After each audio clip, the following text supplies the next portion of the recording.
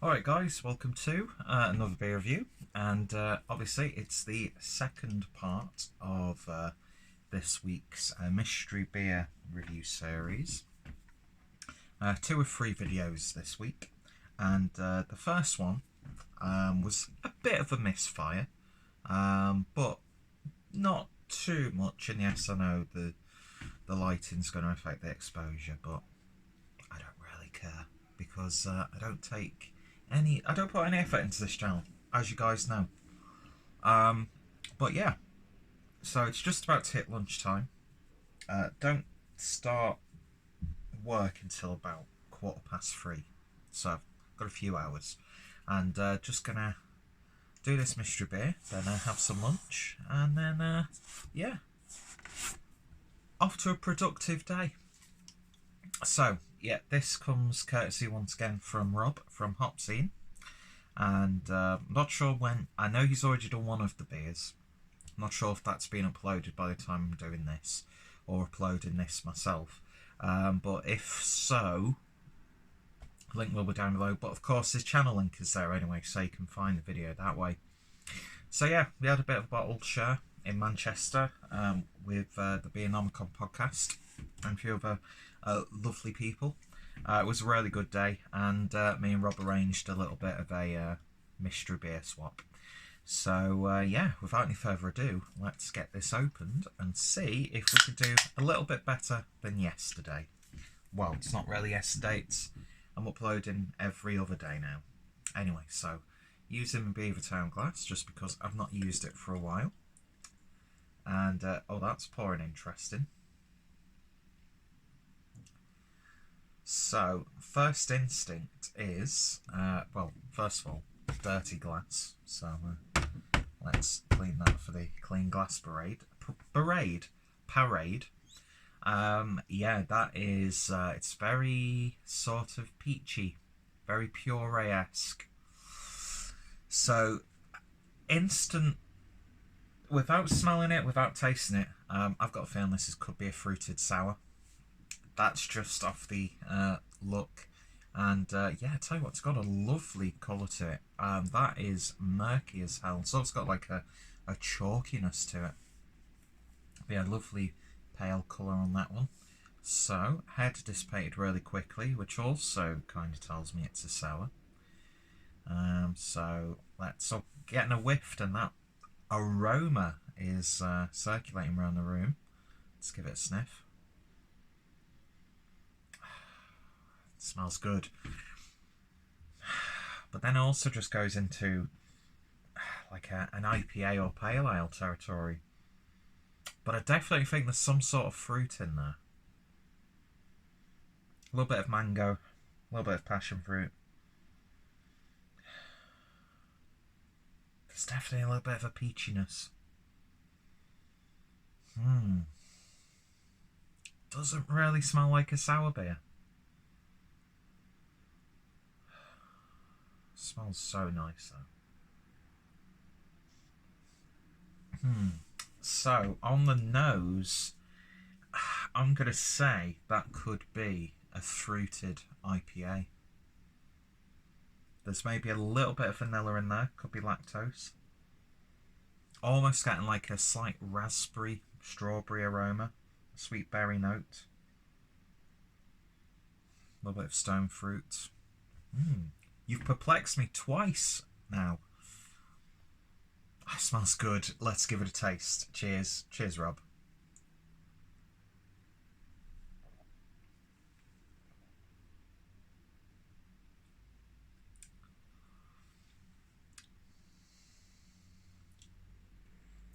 Well, I definitely think it's an IPA or a pale ale. It could be a sour mash IPA because there is a little bit of tartness on the back end. Nice lingering citrusy bitterness as well.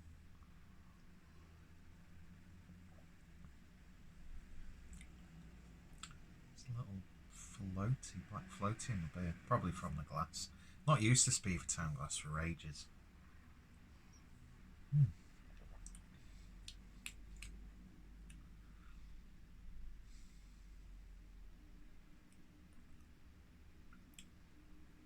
There's a little bit of a drying sensation on the back end, which actually kind of reminds me of like the end of a brute IPA. Could it be a fruited brute IPA? I don't know. It's not really like extraordinarily hoppy or anything like that.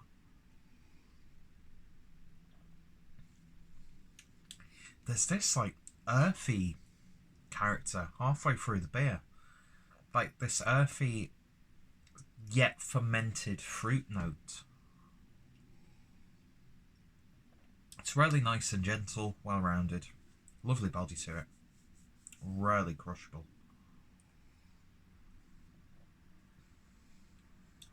Definitely think it's a fruited beer of some sort.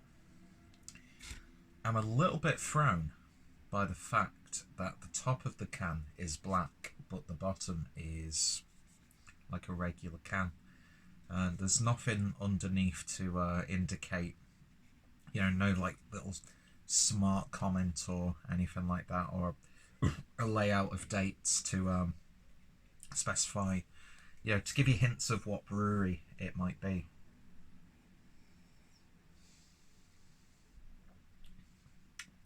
It's even like a little bit of like hibiscus coming through on this.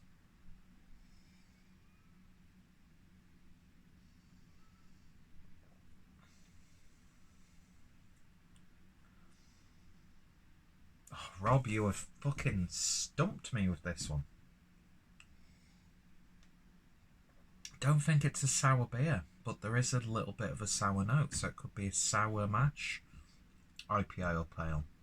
But then there's like the fruitiness of an IPA and pale ale.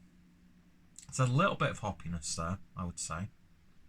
But then it dries out on the back end like a brute IPA would.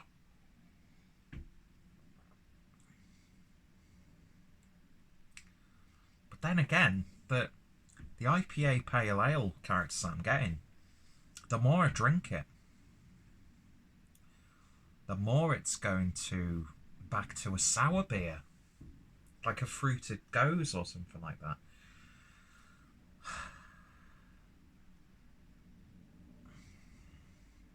See, now I'm thinking, even though I can't remember if North do cans like this with a black top. Could it be one of the fruited gozes from North?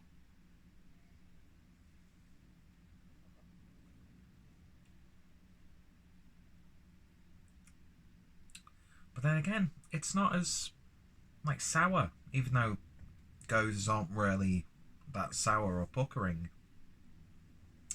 Not really getting that with this. It's fruited in some way. That's one thing for certain that I'm positive on.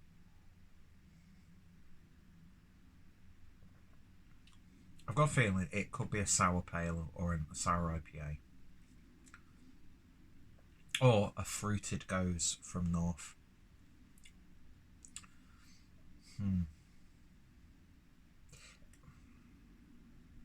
No, I don't want to like go, it's either one or the other. I want to just decide on what I think it is.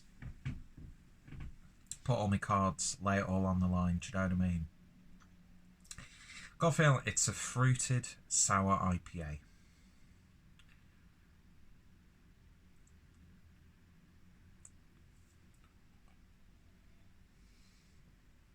Yeah, I'm going to stick with that. A sour fruited IPA. I'm probably going to have so much egg on my face you could fry an omelette. Anyway, let's see what we get with this. Beautiful packaging as always from Rob. Keeping my eyes closed. Brewery wise, I have no idea who this is. I'm not even going to hazard a guess. So.